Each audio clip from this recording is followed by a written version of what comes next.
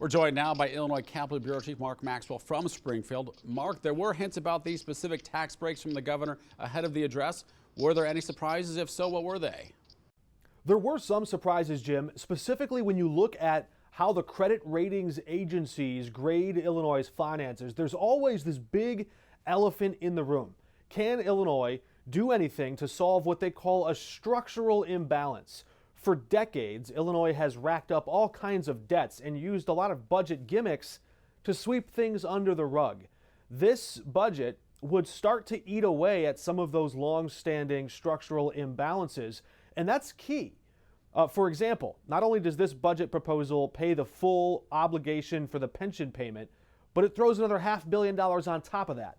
That costs taxpayers $500 million now in the budget, but it saves taxpayers $1.8 billion down the road. That's an example of a structural imbalance being fixed now. So all the math nerds on Wall Street are going to look at that if it becomes law, and they're going to say, hey, maybe we should upgrade Illinois' credit again. Now, Republicans would say our credit's already really low in this state, so moving it up from the second to bottom rung to the third to the bottom rung isn't that big of a deal.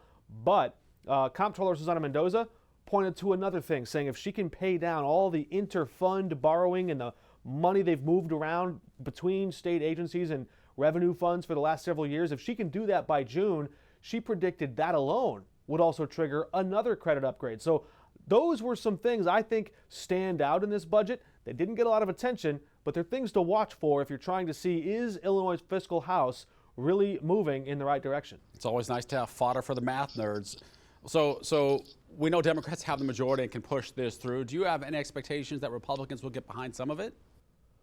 Well, it's an election year, and Governor Pritzker knows that he can wield the power of the incumbency. He has reinforcements behind him, as you alluded to, with those the majorities in the House and Senate.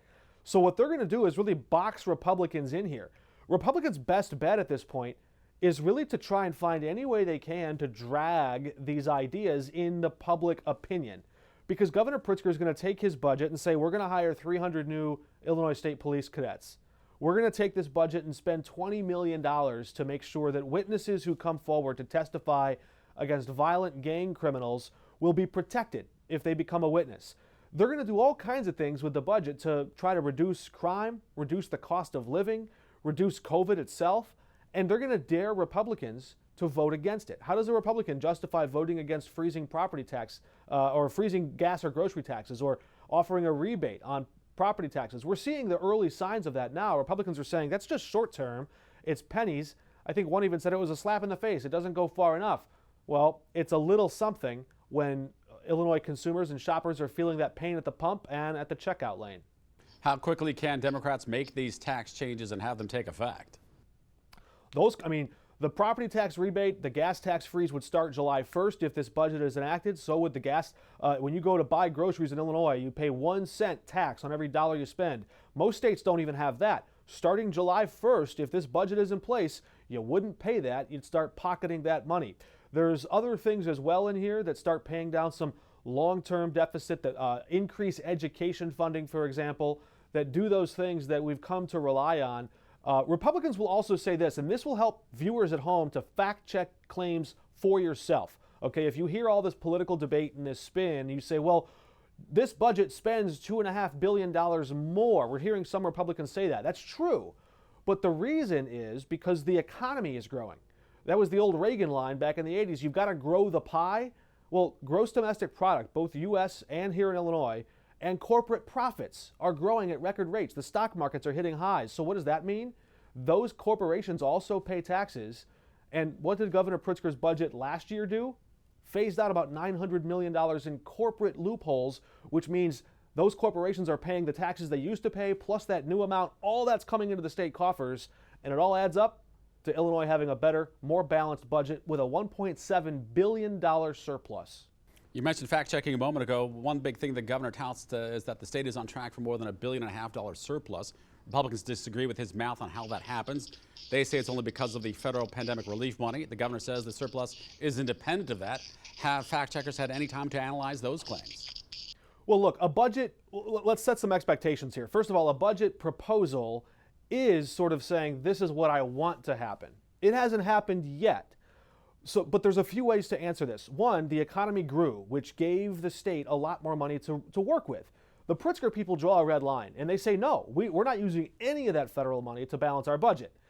But if you really look into the specifics, it's a little bit more complicated than that. For example, at the Department of Corrections, the prisons, they can take federal COVID relief money and they can say, we're going to buy meals for our inmates, or we're going to do something to protect our inmates from COVID spread. We're going to take a ordinary expense off of our regular books and use it for the federal expense. And that's one of those backdoor ways that it does create breathing room in the budget.